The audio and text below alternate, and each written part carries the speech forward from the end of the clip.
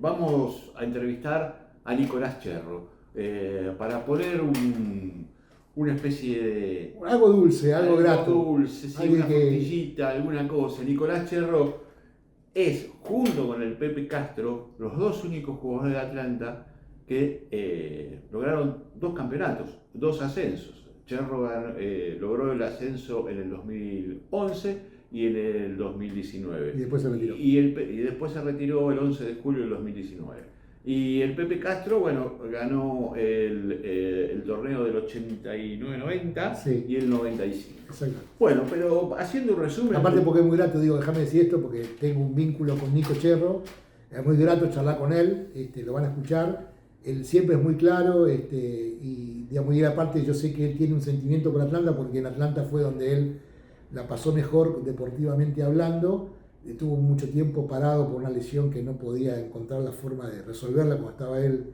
en ese momento en la Guayurquiza, me acuerdo, y es alguien que es muy grato charlar con él porque siempre tiene ideas muy, muy ricas y es como alguien que menciona, alguien que ya hicimos nota un par de programas anteriores, que Rodrigo Ginás. Nico Cherro era como el hermano menor de Rodrigo. Rodrigo fue uno también de los que lo aconsejó y lo acompañó en su crecimiento y que también tuvo mucho que ver con ese crecimiento de Nico Cherro como futbolista, por lo sea apoyado en la sabiduría y la experiencia de Rodrigo Ginás. Así es. Bueno, Nico Cherro debutó en Atlanta contra Deportivo Merlo en el 2007-2008. Ese partido Atlanta ganó 4-1 y Cherro debutó con un gol. Es el único defensor de Atlanta que hizo goles de jugada. Digamos, no, el jugador de Atlanta, el Aparte hizo defensor de muchos Atlanta, goles, Nico, ¿no? No los hizo tengo yo. 16 goles Es un montón de para un jugada, defensor. ninguno de penal, o sea que es el defensor con más goles Es un en montón. Atlanta de jugada. Es un montón. Bueno, inició su carrera en Ferro y su tío abuelo, Roberto Eugenio Cherro, jugó también en Ferro en 1925.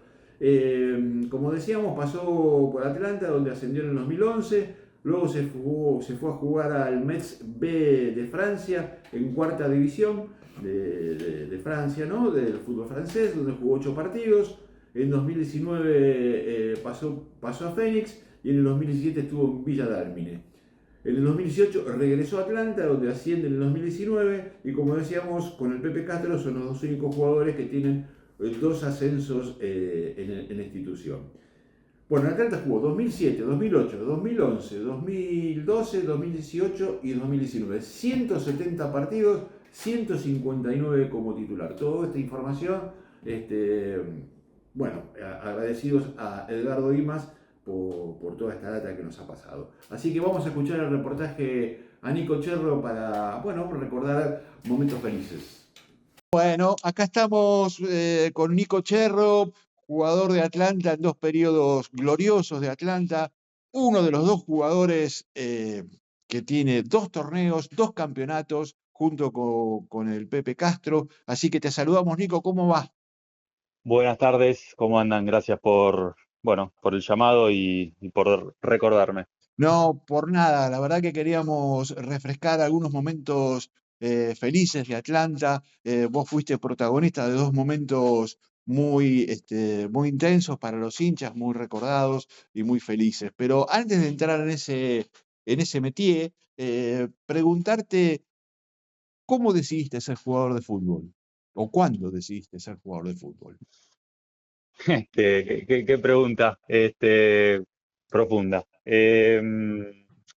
Y de pibe, y la realidad que un poco lo que le debe haber pasado o lo que pasa a la mayoría de los deportistas en sí, me parece que toman una decisión inconsciente desde que son chicos y que empiezan en este caso, a robar un poco la pelota, a insertarse en un club de barrio, a después querer desarrollarse, querer ir mejorando y bueno, uno va creciendo, va teniendo más expectativas y en mi caso, ya desde chico ya estaba orientado al deporte, jugaba algunas disciplinas más allá del fútbol y bueno, en un momento a los 12, 13 años hubo que tomar una decisión con respecto por cuál seguir y bueno, me incliné por el fútbol y ahí arranqué un poco, lógicamente, la parte de inferiores Y es algo bastante loco porque en esa edad uno tiene otras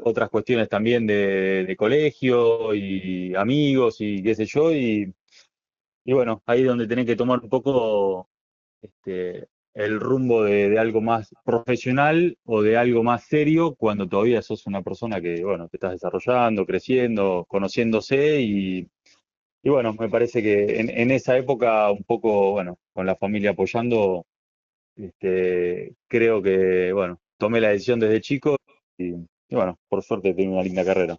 ¿Y en qué momento, o si hubo una circunstancia puntual, te diste cuenta que ibas a poder ser futbolista profesional? Si hubo un momento, una circunstancia o un hecho bisagra en esto. Porque, a ver, perdón, todo lo que relataste es probablemente con más o menos es común a la inmensa mayoría de los que son futbolistas, ¿está bien? Y a los que lo hemos intentado y no lo logramos también. Más allá de que hay una diferencia entre los que lo lograron. Digo, ¿hay algún hecho, algún momento bisagra que dijiste, voy a ser futbolista profesional o se fue decantando todo naturalmente? Sí, sí, obvio. Lo que he planteado, como dije al principio, es algo generalizado que creo que, además que uno emprende una carrera como el deporte profesionalmente cuando la mayoría de la gente en otros rubros o en otras actividades empieza a pensar en su profesión a los 20 y pico de años y nosotros la tenemos que tomar la decisión en una época en la cual todavía No está capacitado. estamos en formación y no estamos capacitados tal vez para pensar realmente en algo que uno va a hacer durante 25 años de su vida y que digamos, que va a poner como prioridad los próximos 20 años de su vida en una decisión que tiene que tomar rápidamente porque lógicamente el tiempo de inferiores pasa volando y hay muchos chicos, como dijiste Darío, tal vez habrá como vos que han quedado y que ni siquiera han podido conseguir el hecho de haber llegado, pero creo yo que fue una cuestión bastante por decantación, pero lógicamente en esa época yo estaba en Ferro y, eh, y bueno, es como por el recuerdo que uno tiene, eh, iba uno preseleccionándose hacia, digamos, dentro de las categorías de esa época, que eran sexta, quinta, cuarta, esas categorías previas a primera. eh, cuales habían grupos de jugadores que estaban preseleccionados para ir a entrenar con primera o a jugar amistosos con primera o Una bueno, especie de selectivo, digamos. exactamente, una especie de selectivo en el cual, bueno, uno participaba y bueno, se veía cada vez más cerca y además ese roce, ese contacto que uno tiene a veces con esos jugadores de primera, también uno ¿No? como jugador joven también uno va sintiendo que, bueno, que le gustaría pertenecer, que le gustaría estar, que, bueno, que se acerca un poquito más y creo que eso también te va dando una perspectiva de que, bueno, que tal vez se puede llegar a concretar. Y vos debutaste en Ferro, ¿está bien? Así es. Ok, ¿y cómo es tu llegada? ¿Cómo será tu llegada a Atlanta?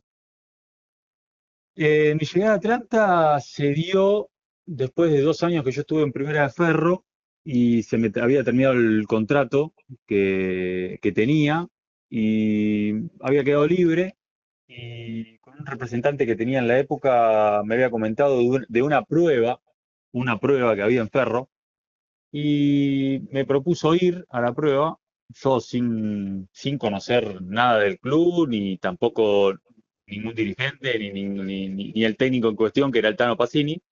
Y me presenté a la prueba y estaba el Tano, obvio, porque bueno, ya había arrancado, digamos, un poco la formación del plantel y el Tano, vos sabrás bien, que era un técnico muy de scouting de jugadores libres y de estar Sí, sí. buscando ahí jugadores que estén en esa situación. Y la verdad que bueno, habré tenido una buena práctica y por suerte, y realmente creo, no sé si habré sido el único, no recuerdo si había habido otro jugador digamos, de esas prácticas de jugadores libres que, bueno, que me seleccionaron y ahí directamente empecé la historia con Atlanta. Eso fue en el 2007, 2008. Me imagino que esa etapa encontraste un club seguramente con algunas complicaciones Carencia de todo y tipo. carencias de todo tipo, ¿no? distintas a la actualidad, realmente, por suerte para el día de hoy, para los jugadores que hoy en día están y pertenecen al club, muy distinta, pero bueno, por otro lado, uno conoció de raíz y conoció una historia de Atlanta que hoy en día, ya casi llegando a los 20 años, pone en perspectiva y realmente lo que se ha generado nuevamente, parte institucional, social, nuevamente en el barrio, para que te des una idea, y ustedes recordarán, en esa época Atlanta ni siquiera todavía había vuelto a su estadio, lo hizo Claro. recién en el 2008, Exacto. así que en el 2007, cuando yo empecé a jugar, hacíamos de local en cancha de Platense, en cancha de Ferro, Sí, sí. cancha de Barraca Central, si no recuerdo si algún partido Excursionista. también. Excursionista también. Puede ser también. Sí, sí. No teníamos, bueno, nada, ese tipo de cuestiones que sin ni siquiera tener estadio propio, sin ni siquiera tener una sede social como la que actualmente tiene y toda la estructura que hoy en día se la ve Atlanta, que no es solamente lo visual, sino nada, es una estructura Sólida. en gente abocada al trabajo diario en el día a día con el Sí, plantel. en recursos Entonces, humanos más profesionalizados. en recursos humanos y en recursos materiales también. Claro, Recuerdo claro. cuestiones necesarias para iniciar los partidos y no sé, qué sé yo, Gatorade no había. Eh, las concentraciones a veces se daban o no se daban. Claro. Lugares donde uno concentraba, donde uno entrenaba. Todavía no estaba el Celina de esta época, era distinto al de aquella época porque ni siquiera nosotros lo teníamos y íbamos a entrenar a CETIA, que era De el acuerdo. sindicato allá Sí, sí, en Ezeiza. antes de llegar a Ezeiza. Bueno, Sí, sí. nada, me parece que bueno, un club totalmente distinto al de hoy y bueno, que por suerte, bueno, que charlaremos las dos etapas realmente al margen de los dos sucesos se dieron en dos circunstancias institucionales distintas. Claro, y debutaste contra Deportivo Merlo e hiciste un gol. Sí, exactamente, sí, sí. Ganamos 4-1, me acuerdo. Metí creo que el segundo. 4-1, ¿sí? Y sí, sí, ahí sí, sí, a veces marcando cosas y viendo cómo a veces, al margen de cualidades que cada cual puede tener, a veces un poquito de suerte. Por ejemplo, en ese momento yo debuté porque algunos jugadores como Maxi Bogni, por ejemplo, que amigo hasta el día de hoy, que había venido, ya era un jugador con experiencia grande, no le había llegado el transfer, y empecé a jugar producto de que a Maxi y a algunos otros jugadores más no le habían llegado el transfer, entonces bueno, pude jugar y metí un gol, el equipo ganó, y al margen de que después a Maxi le haya llegado, bueno, después el Tano me siguió poniendo, y bueno, ese tipo de suerte o de Sí, a ver, momento sí. particular que cada cual puede tener, bueno, se aprovecha y bueno, y por Claro, a suerte se ver, dio. a veces tiene que ocurrir algún factor como este. Como bien dijiste, también es mi amigo Maxi Bogni. Cuando dijiste Maxi Bogni me acordé de algo que, esto ya es mío, digamos, normalmente yo con el fútbol tengo esto, que, entre otras cosas, que en general la mayoría de los jugadores juegan como viven, ¿no? En general, ¿no? Por lo menos para mí, por la experiencia laboral. Y Maxi para mí es un caso contrario. Maxi es muy tranquilo fuera del campo de juego, pero dentro del campo de juego te mata. ¿Está bien? O Sí, sea, tiene una personalidad muy contradictoria en el afuera, que en el adentro yo disfruto de tener también un vínculo con Maxi Bogni. Y realmente para mí es alguien que, cuando dijiste, es alguien que es una de las excepciones que yo considero la regla, que en general el que es ordenado en el campo de juego lo es ordenado en su vida, el que es buena gente adentro lo es buena gente afuera. Hay excepciones, pero en general, en la mayoría de los casos se repite. Cuando dijiste Maxi, pensé justamente en esta contradicción. Pero a sí, ver, sí, sí. esto que dijiste de Maxi, que verdad, por una circunstancia que te excedió, lo que no está dicho, pero que está claro, era que vos estabas preparado para que ocurra esto. O sea, que vos estabas esperando tu oportunidad. Bueno, cuando llegó la oportunidad la pudiste aprovechar. Esta es la clave tuya. Claro, sí, sí, por eso, viste, a veces estás en el momento y justo se da la cuestión como la que te comento y bueno, se aprovecha y sucede, sí, es un poco como a veces puede suceder y en este caso pasó. Y Nico, bueno, hiciste aquel gol contra Deportivo Merlo, pero también hiciste 16 goles en 170 partidos que jugaste en Atlanta, 159 como titular.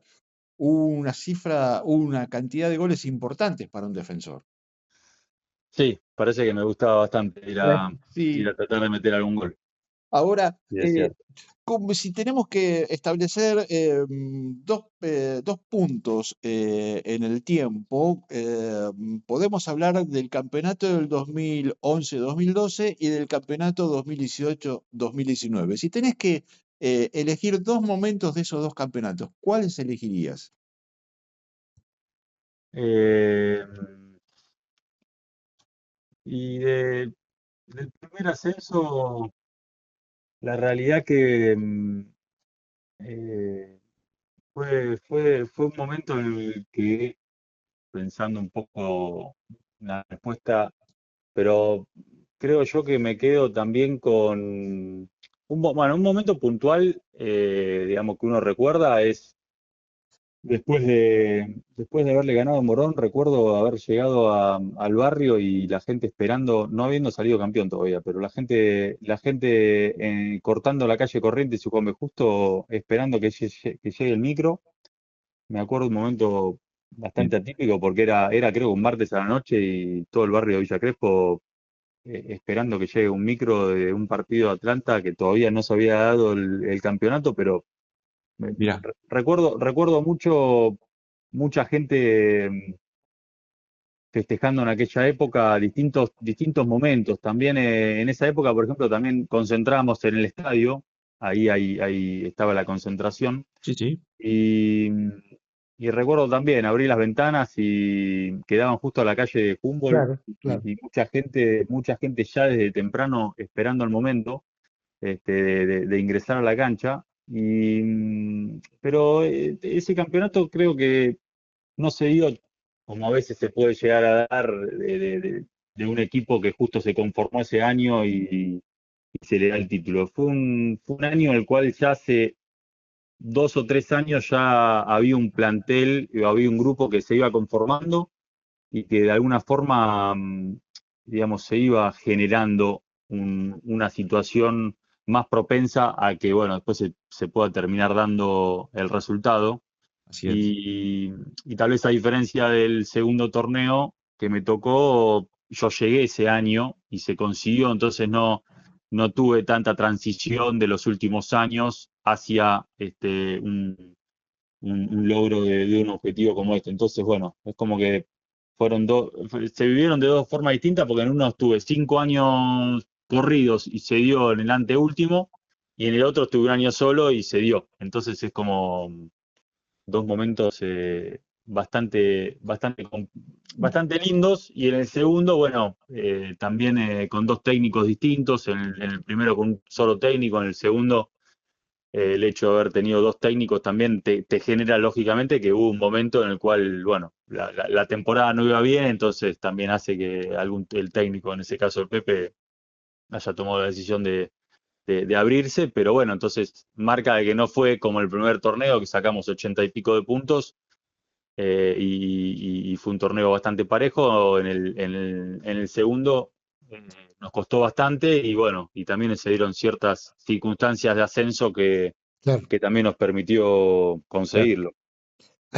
También ahora escuchándote, también digo, era muy distinto, entiendo vos, tu lugar en el grupo en el 2011 y en el 2019, porque en el 2011 entiendo que vos tenías un hermanito mayor, que es el viejo que estaba en el arco, Y este sí, muchacho que se llama Rodrigo Ginás, a quien lo queremos un poquito, y entiendo que él fue como alguien que te ayudó, vos me vas a confirmar esto, en ese momento, y entiendo que en el 2019 estabas vos en el lugar de Ginás, me parece, desde lo grupal.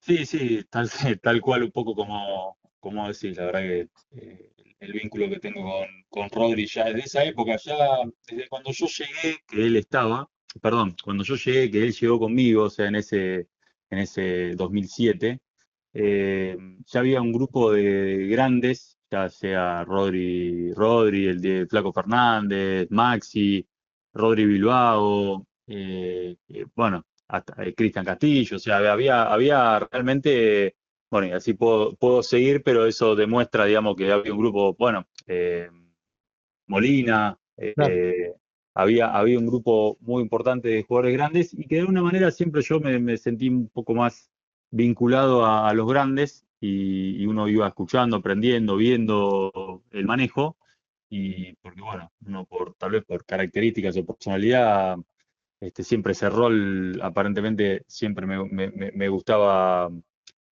aprender o estar cerca y con Rodri de esa época, bueno, ya hemos tenido un vínculo muy cercano y cuando se dio, lógicamente, bueno, siempre escuchándolo y siempre tratando de acompañar todo lo que él un poco iba enseñándome y lógicamente después cuando se dio mi regreso y bueno, en otro rol, uno iba tratando de incorporar muchas cosas de las cuales en su momento yo sabía y él que él había hecho como para que ciertas cosas a veces uno, como todo en la vida, ¿no? Uno ve los resultados, pero el proceso a veces no es tan sencillo como el resultado mismo que después uno ve el día del partido y bueno, realmente manejar o participar de grupos o liderar los grupos o ser capitán, para mí representan mucho más que lógicamente llevar una cinta o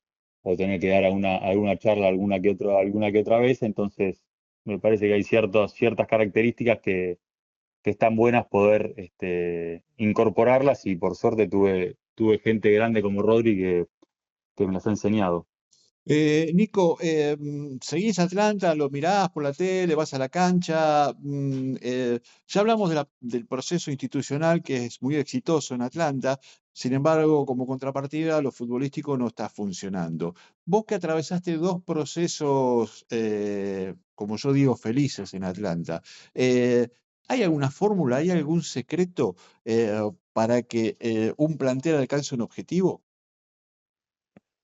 Bueno, sinceramente sigo Atlanta, digamos, un poco en resultados, algún que otro partido, pero bueno, no voy a la cancha Ajá. cotidianamente. No sé en su interna, digamos, cuáles son los motivos por los cuales suceden de una manera o de otra. Eh, Tampoco no hay muchas, digamos, hay ciertos siempre parámetros y Darío lo sabe con respecto a qué cosas pueden dar más resultado que otras, eso es evidente, y hay ciertos parámetros que uno a veces eh, percibe de que si un plantel, digamos, tiene cuestiones como para llegar a conseguir un ascenso en este caso. eh, pero bueno, es una cuestión que es complicado con un club en el cual, bueno, hace muchos años que siempre, bueno, lo intenta y que seguramente todo esto que hablamos institucionalmente colabora y ayuda mucho a que cuando se consiga algún objetivo o el objetivo que siempre se busca, los encuentre en una situación mucho más favorable para después poder tener, digamos, una regularidad en otra categoría. Pero Bien. puntualmente en el plantel es algo que, bueno, hay que verlo. Desconozco, pero hay jugadores que ya vienen seguramente de hace muchos años y que, bueno, lo importante y lo interesante es eso, tratar de encontrar un buen equilibrio entre el grupo humano y el grupo futbolístico, que ahí está la clave. Está Perfecto. bien. A ver, sé que ahora estás dedicado, vos vas a contar ahora mejor, al rubro inmobiliario de alguna manera, y mi pregunta es, en algún momento hemos charlado algunas veces que, no sé si cambiaste idea o no, que tenías intenciones de dedicarte a la gestión deportiva. Esto me acuerdo de alguna charla que hemos tenido a nivel privado. Pero digo, no sé ahora cuál es, si vos sé que estás con el rubro inmobiliario, pero bueno, no sé si estás ligado o tenés idea de reinsertarte en el fútbol o no. Esa es la consulta. Sí, la realidad que siempre, bueno, hemos hablado varias veces, Ari, Sí, sobre, sí. sobre el tema.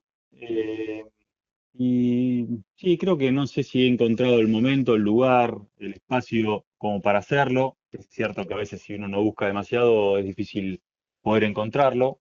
Tal vez en su momento, después del retiro, tenía más expectativa, más iniciativa como para tratar de seguir vinculado, que siempre un poco, este, eh, siempre lo quise o siempre lo busqué, pero viste, como que van pasando también un poco los años y tal vez un poco la falta de iniciativa o bueno, también las prioridades y las preocupaciones y bueno, y las cuestiones que uno hace actualmente no le permite tampoco estar muy vinculado a algo que tal vez uno le gusta, como es la gestión deportiva. Pero bueno, qué sé yo, tal vez hay tiempo más adelante como para encontrar alguna beta en la cual uno pueda participar y sentirse útil y sentirse que suma desde algún punto, sea donde sea. Pero bueno, es algo que sí uno lo tiene ahí dando vuelta, pero bueno, no, Está ahí en gateras. Está está ahí, bien. está ahí. La última por mi parte, a ver, yo recuerdo que vos tomaste la decisión de retirarte, porque esto me acuerdo que hasta tuviste la deferencia de consultármelo, de comentármelo, y yo creo que, te digo lo que te dije en aquel momento, me parece lo más saludable para un futbolista que él pueda hacer el cierre y que no sea el fútbol el que te expulse. O sea, de ahí yo creo que está claro que vos, para mi forma de ver, tomaste la mejor decisión de retirarte vos. ¿Está bien? Me acuerdo de esto. Ahora, lo que yo no sé es cómo viviste el post-retiro, y ya termino con esto. O sea, cuán duro fue, más allá que la decisión fue tuya, porque está claro que encontrar otra actividad como la de futbolista es imposible en cuanto a factor de identidad, en cuanto a lo que te hace sentir. Entonces, la pregunta es esa, ¿cómo transitaste ese tiempo inmediato y cómo lo vas llevando, cómo es hoy tu realidad de tu vida, esto? Sí, sí, se sigue transitando. Ok, Realmente se sigue transitando, porque uno cuando va pasando un poco el tiempo pone en perspectiva muchas cuestiones y bueno, uno va cayendo en decisiones, en situaciones que han sucedido, se plantea cosas si estuvo bien o no, qué hubiese pasado si tal o cual forma que hubiese hecho. Es cierto que, bueno, lógicamente uno puede poner en perspectiva, pero cuando hay que tomar las decisiones es en ese momento en función a situaciones, información que uno tiene en ese preciso momento. No puedes abstraerte y pensar en dentro de 5 años qué pensaré, pero en ese momento creo que la decisión fue la más acertada, sabiendo que tal vez al no tener una posibilidad de continuar ahí en el club, no sé si me quedaban por un poco mi carrera algunas otras cuestiones que hubiese querido poder conseguir, pero esto es algo que seguramente vos lo debes vivir con muchos jugadores. Es difícil el proceso de sentir que uno se está jubilando a los 30 y pico de años obvio. sobre algo que uno Vamos, emprendió como empezamos la charla sigue jugando. de Jovato. O sea, cuando uno, qué sé yo, cuando la gente se jubila de su actividad, por lo general suele tener otra edad y otra energía y vos tenés que deshacerte digamos, de lo que vos hiciste durante toda tu vida hasta ese momento, siendo tan joven y bueno, y tenés que emprender otra cosa pensando en que bueno, que queda mucho por delante, pero uno abocó mucha energía y mucha vida a algo que bueno, que se terminó a los 30 y pico de años. Entonces, me parece que es algo que cualquiera que se retira, ya sea a los 32, 35, 39, 40 o 25, es algo que lógicamente, o sea, hay gente que se lo toma un poco mejor y otros no tanto, pero el proceso no sé si es tan fácil o tan corto, porque bueno, uno apostó y vivió digamos, desde muy chico y eso hace que, bueno, que todo el recuerdo que uno tenga siempre está vinculado también al deporte y al fútbol. Entonces, bueno, es algo que uno lo sigue procesando y bueno, lógicamente lo sigue asimilando. Claro. Muy bien, Nico, gracias por tu tiempo, gracias por contarnos todas estas historias, por tu paso por Atlanta, por haber vestido la camiseta de Atlanta. Fue un placer escucharte, ¿eh? Bueno, muchas gracias a los dos, gracias siempre por recordarme y bueno, y tener la oportunidad de charlar un poco con ustedes. Les mando un saludo a Bueno, ustedes y bueno, y a la gente que nos pueda estar escuchando. gracias, Nico. Abrazo grande. Abrazo para los dos. Chau, chau. Abrazo, abrazo. Chau, chau.